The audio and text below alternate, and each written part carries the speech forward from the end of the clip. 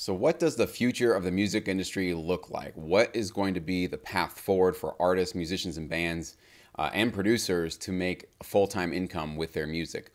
So these are my predictions. These are some of the trends that I've been seeing in the industry, and I think all of these are going to be even more exasperated as we move into the future. So you can come back to this video and see if I was right or wrong. But the first trend that I'm seeing and what's going to be a sort of standard moving forward in the music industry is we are seeing the end of the era of pop and rock stars. Think about the level of fame that the top charting artist right now has. I don't care. You go look at Billboard right now. Look at the top 10 songs. Look at the artist names on that list, okay? Now, you might know who they are, and they might be fairly known. I'm not going to say they're not obviously famous, and they probably do have some sort of household recognition, right? But I want you to measure their fame and their notoriety, either worldwide or even in the US, against somebody like Michael Jackson, Madonna, the Beatles, right? Or even somebody like a band like Nirvana or U2.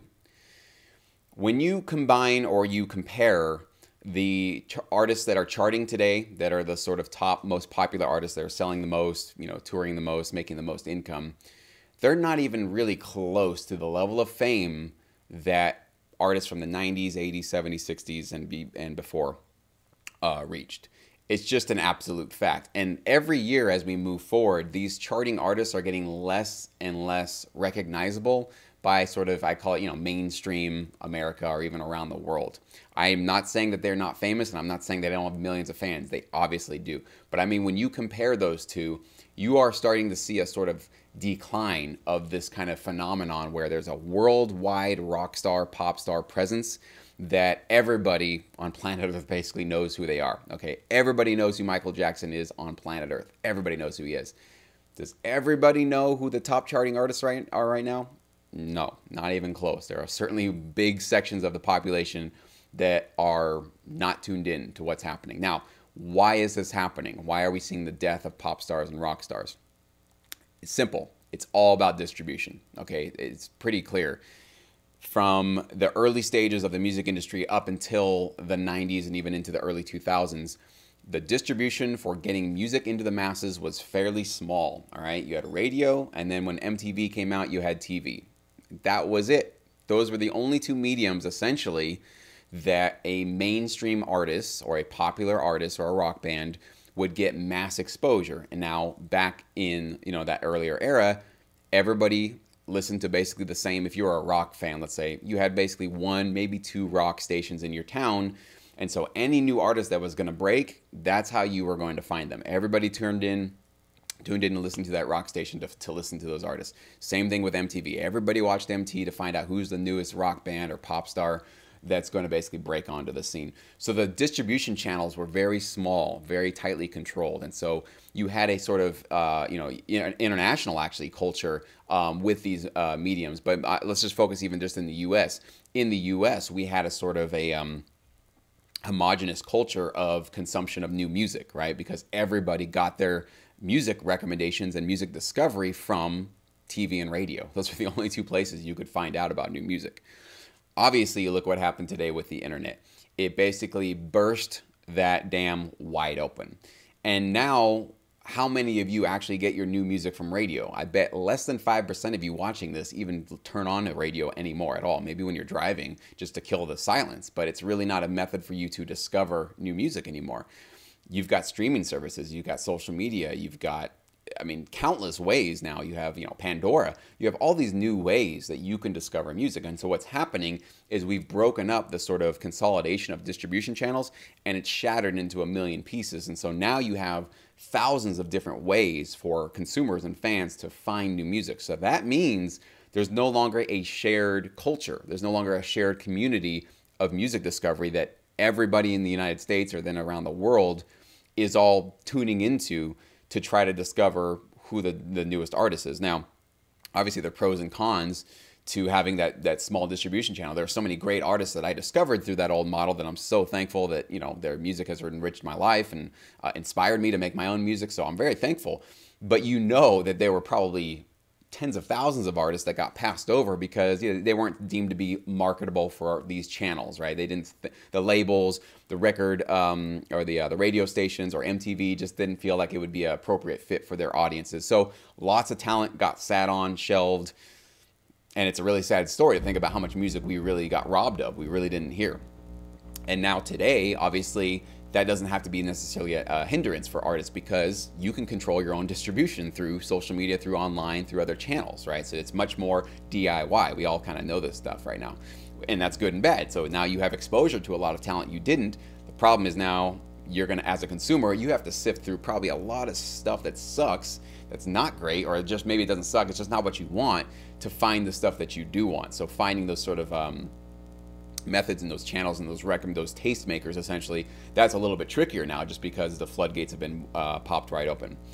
Another trend that's going to be happening moving forward is, and this has already been a trend, it's not really anything new, but there are no more album or single sales. Yes, of course, somebody sells something sometimes, but that is not going to be a primary source, and it's not been a primary source for income for artists, producers, and bands, okay? Music is now, the music that you create as an artist, as a band, is now just a part of your marketing and advertising expenses, okay? And it's been that way, actually, I would say, for the last 10 years. And certainly moving forward, it's going to be just given that when you want to create an income with your music, you should not be putting your music in the category of a product that you can sell to earn income. You can certainly try to sell, and I'm sure you can get some sales, but most consumers and fans don't want to buy anymore. They want to just stream. They want to just watch it for free online through social media. So what artists and bands and everybody's doing right now is they're basically putting up music all over the place for free, just letting people consume it. That's their advertising. That's their marketing. That's their sort of, hey guys, come and listen to me. Come check me out. Do you like this music? Are you into this? Cool, then subscribe, get on my mailing list, come to my website, right? And then once you have that sort of advertising campaign, which is your album essentially, successfully completed, then now you have basically a consumer or a fan base that you can sell tickets to, merch to, which brings me to my third trend that I'm going to be basically noticing and picking up. And this is something that a lot of artists have not figured out yet. A lot of bands and producers have not figured this out because they still think they're going to be able to sell albums or singles or something like that, and they think that's going to make them their income. Smart artists and the ones that are adapting to the new industry are figuring out you got to be thinking of more creative ways to start creating income.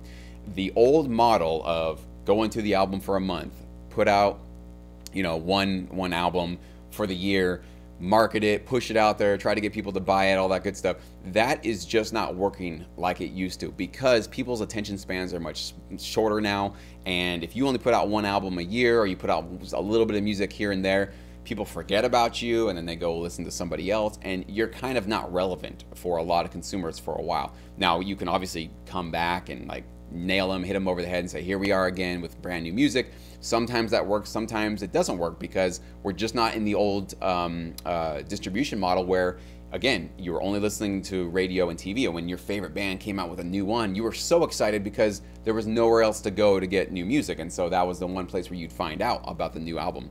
But these days, artists are figuring out you got to be a lot more consistent than putting out just one album a year or putting out one single and kind of seeing what happens for 4 months and then putting out another one. Successful bands and producers and artists, they're putting out weekly content. It doesn't even have to be like a full song or a full idea, but they're putting out YouTube videos, they're putting out exclusive behind the scenes content of them working in the studio, songwriting, showing their fans how they create their music, just doing interviews, just having fun, comedic kind of behind the scenes videos that gets you engaged as a consumer, as a fan. That's what smart artists are doing. They're starting to figure out you can't follow the old model, you have to be a little bit more creative. And one last point, obviously, is artists are also having to look for new revenue streams to start to add to their arsenal of not just ticket sales and always going on the road and then trying to sell t-shirts and merch and backstage passes and signed drumsticks and guitars and all that kind of stuff. But there's other revenue streams that they have to start to look into to see how can we actually monetize our music.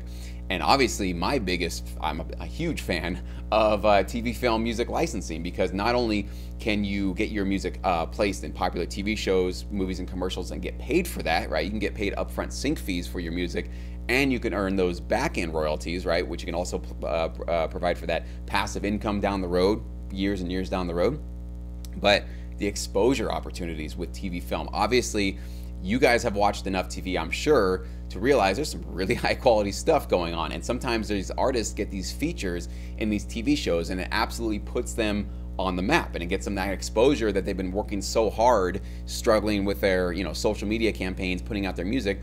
But like, they get one TV placement, or they get a couple of TV placements, and people start to notice their music, and they get a little bit of a buzz behind them, and they basically use those placements to publicize who they are. And then when people find that one song and they love it, they go discover what else this band has to offer. And then that's when you need to make sure you have all of that ongoing content to obviously grab their attention and not let them go, right? And not get stale, let your brand and your music kind of get stale in people's eyes, or they just kind of forget about you and think you'll come back next year with something. So TV film sync licensing, I think, is one of the last places where musicians can really be valued for their creative work. I mean, like I said before, the fans, consumers, I'm sure they love music. Obviously, we all love music, but how many of them are willing to actually show the kind of love where they pull out a credit card, swipe it, put it in, and actually pay for your music and say, I appreciate your music this much that, yes, I've listened to it for free many times, but you know what? I want to put money in your pocket because I believe in what you're doing. I love what you're doing.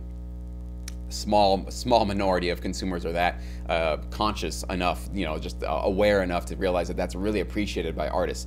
But in the TV film world, you've got music supervisors, you've got music libraries, you've got TV producers, editors, directors. They're all willing and able and happy to pay producers and pay musicians and pay bands for high quality music. So I do believe it's one of the last places where artists and bands need to. You can't overlook it. You can't think, that's not for us. That's selling out. That's like, we don't want to have our music on TV. I'm not saying you have to do it, but if you're not at least adding this to your arsenal of different platforms that you can start to get your music exposed, you're literally sitting on potentially tens of thousands of dollars, potentially millions of people being exposed to your music, and potentially finding that huge break you've been looking for. So smart artists are starting to add TV film sync licensing to their business strategy for how to make music their full-time job. I do have a free course that'll teach you everything you need to know to get started in TV film music licensing. I myself am a producer, so I produce music for my home studio. So if you have a home studio and you're able to produce music, or if you're just a songwriter, if you can partner with a producer that knows how to use either a Logic Pro, Ableton Live, Cubase, Fruity Loops, whatever it is, if you can create music even in a very humble, small home studio, but it's high quality and it's licensable, you can absolutely get started right from your home. You don't have to go fly out to LA and network with people and have a cousin or an uncle that's like super connected in Hollywood. There are companies that want to accept your music, and they want to basically pay you as long as you're delivering high quality music and very useful music for the TV film sync industry. And a lot of times, original music from artists and bands is very licensable. It's very usable, especially if you have some great vocals on top of it. You got some great lyrics. And it's very lucrative, and there's just a lot of lucrative opportunities. And every time that I share this with producers and bands, it's usually 70% are, well, let's say 30% have heard about TV licensing and they knew they should get involved with it, but like 70% never even knew that this existed, and most importantly, didn't know that it was available to them. I think a lot of producers or bands, and if you're watching this now, you might think you have to be, some A-level list composer already to get started. No. I certainly wasn't when I got started 10 years ago. I was nobody with a crappy little home studio, an Apple MacBook with headphones. So I was no one, and I basically just got started by producing the kind of music that I wanted to. And back then it was, hip hop rock.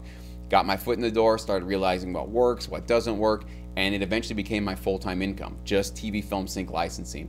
I've never looked back. I've never had any regrets on it. So I do recommend, even if you don't want to go full-time with TV film sync music, you don't think it's going to be your primary focus, definitely add it on to your business strategy. You really can't lose, because it'll not only make you a stronger composer and a better songwriter and a better producer overall, but it's also going to basically train you on how to create music that's useful for a segment of the music industry that wants to pay you. And that's a really crucial, valuable skill to have. 95% of producers and artists, bands don't have it. They just are only thinking about, I want to make the music that I want to make, and it's just all about me. When you can get yourself out of that trap and start thinking about how can you create useful and licensable music that can serve the needs of companies and people that are willing to pay you, that's when you start seeing the results. You start seeing the checks, you start seeing the contracts, and then you can potentially start seeing that massive exposure. So go ahead and enroll in that free course right below in that description box. If you found this important and useful and helpful for you, please share this video with a producer friend, a musician friend, a bandmate, anybody that you know that could possibly use this information, and make sure you leave a like. I would really appreciate that. Do subscribe to this channel because I put out useful, helpful videos like this every single week, so do not miss out. Click that bell as well so you get those notifications when I go live, and be the first to watch these videos when I put them on my channel.